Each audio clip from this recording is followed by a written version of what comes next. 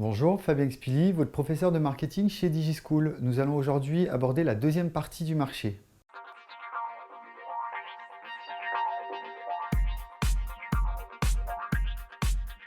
Donc en fait, on se rend compte également au niveau du marché, comme on l'avait expliqué dans d'autres vidéos, qu'il est important d'analyser la concurrence.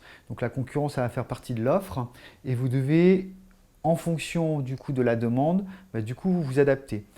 Donc au niveau de la concurrence, on va pouvoir trouver différents types de marchés. Donc ce qu'on appelle le marché ouvert, où là, vous n'avez aucune entreprise, aucune marque qui va avoir ce qu'on appelle une position concurrentielle dominante.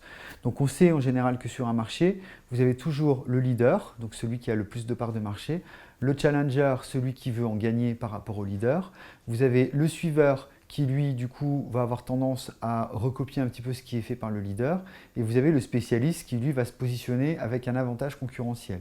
Donc là, sur le marché qui est ouvert, on n'a pas forcément de leader ni de challenger, mais on n'a que plus ou moins des personnes qui ont des parts de marché à peu près identiques.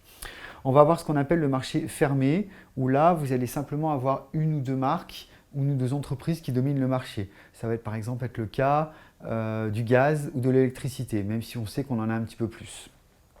On va aussi appelle un marché fragmenté. Donc là, vous avez de nombreuses marques qui vont se partager le marché. C'est par exemple le cas pour tout ce qui est parfumerie. Vous allez aussi avoir d'autres typologies de marché qui seront utilisées et que vous pourrez surtout utiliser lorsque vous êtes sur un dossier marketing ou vous êtes sur une analyse.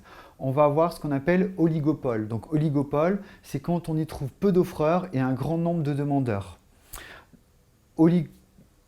Oligopsone, on y trouve peu de demandeurs et un grand nombre d'offreurs. Et monopole, donc c'est quand il n'y a aucun offreur. En fait, ces différentes structures vont surtout permettre d'identifier le prix. Donc en fonction de l'offre, s'il y a beaucoup d'offreurs, le prix en général a tendance à baisser, alors que s'il y en a peu, le prix va avoir tendance à augmenter parce que par contre, on a une demande qui est importante.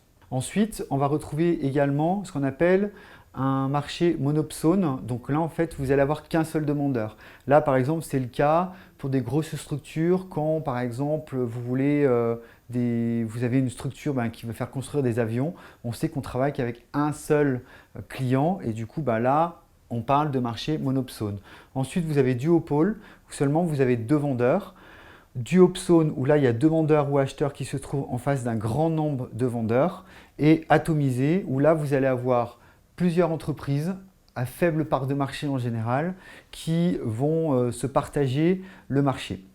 C'est le cas par exemple sur le marché de la formation où il y a par exemple 58 000 organismes de formation qui se partagent le marché aujourd'hui en France. J'espère que cette vidéo vous aura été utile. N'hésitez pas à aller voir les autres sur notre site internet et à télécharger les fiches de cours correspondantes. A bientôt chez DigiSchool.